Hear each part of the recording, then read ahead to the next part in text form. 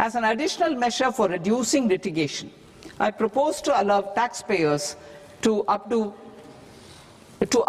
their returns even after reassessment proceedings have been initiated, and an additional 10% tax rate over and above the rate applicable for the relevant year.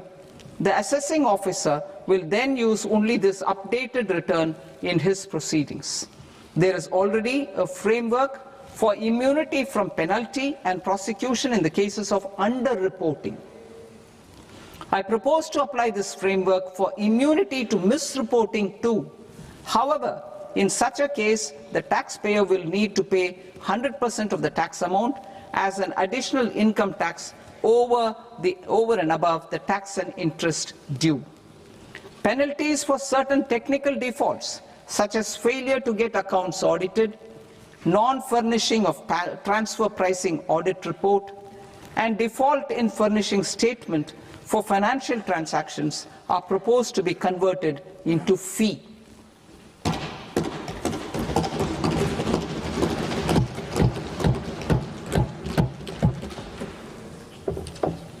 I propose to rationalize prosecution framework under Income Tax Act while maintaining a careful balance for deterrence in some serious offence. Non-production of books of account and documents and requirement of TDS payment where payment is made in kind are being decriminalized. Further, minor offences will attract fine only. The remaining prosecutions will be graded commensurate with the quantum of offence. They will entail only simple imprisonment with maximum imprisonment reduced to 2 years and power to courts to convert even those into fines. There is no penalty. There is no penalty presently for non-disclosure of non-immovable foreign assets with aggregate value less than 20 lakh rupees. I propose to also provide them with immunity from prosecution with retrospective effect from 1/10/2024.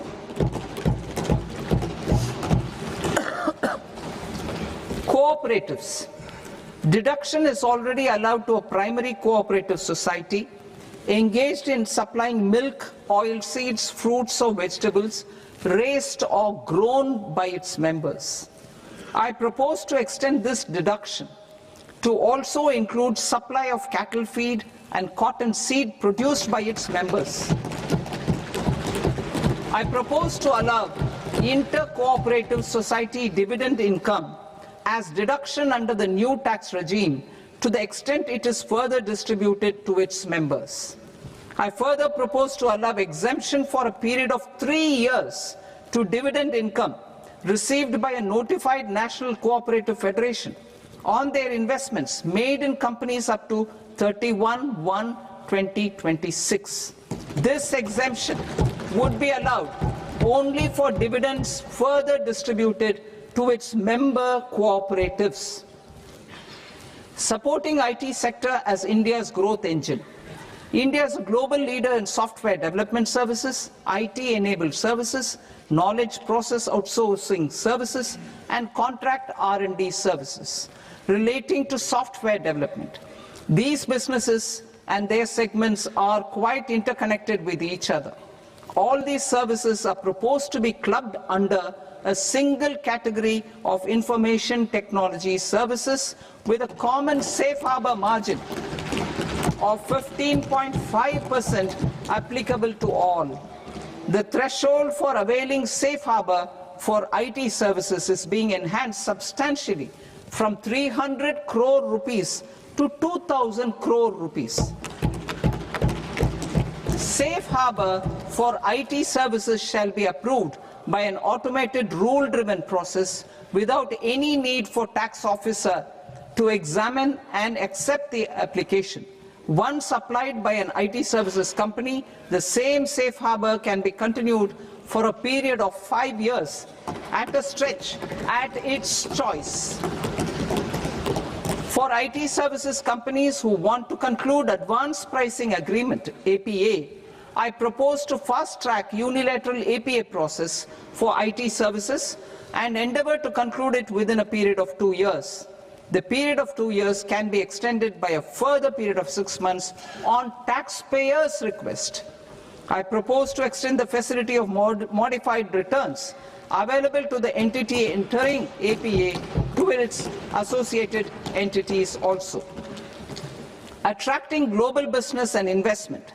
Recognizing the need to enable critical infrastructure and boost investment in data centers, I propose to provide tax holiday till 2047 to any foreign company that provides cloud services to customers globally by using data center services from India.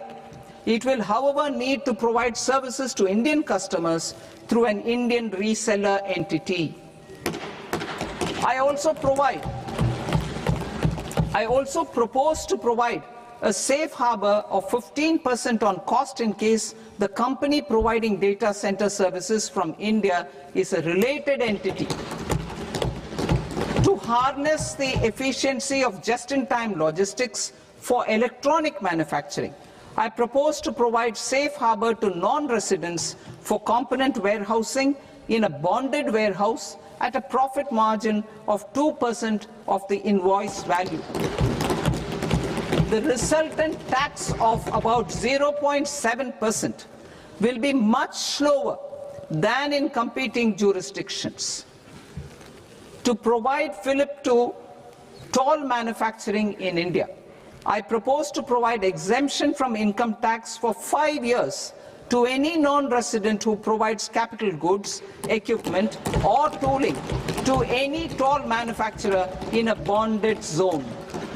To encourage vast pool of global talent to work in India for a longer period of time, I propose to provide exemption to global, non-India sourced income of a non-resident expert for a stay period of 5 years under notified schemes.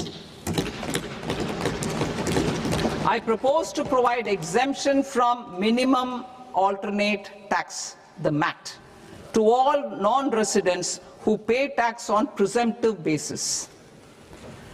Tax administration. I propose to constitute a joint committee of Ministry of Corporate Affairs and Central Board of Direct Taxes for incorporating the requirements of income computation and disclosure standards, the ICDS, in the Indian Accounting Standards Ind AS itself. Separate accounting requirement based on ICDS will be done away with from the tax year 27-28. To support Prime Minister Modi's vision of homegrown accounting and advisory firms to become global leaders, I propose to rationalize the definition of accountant for the purposes of safe harbor rules. Other tax proposals. Change in taxation of buyback was brought in to address the improper use of buyback route by promoters. In the interest of minority shareholders, I propose to tax buyback for all types of shareholders as capital gains. However, to disincentivize misuse of tax arbitrage, promoters will pay an additional buyback tax. This will make effective tax 22% for corporate promoters. For non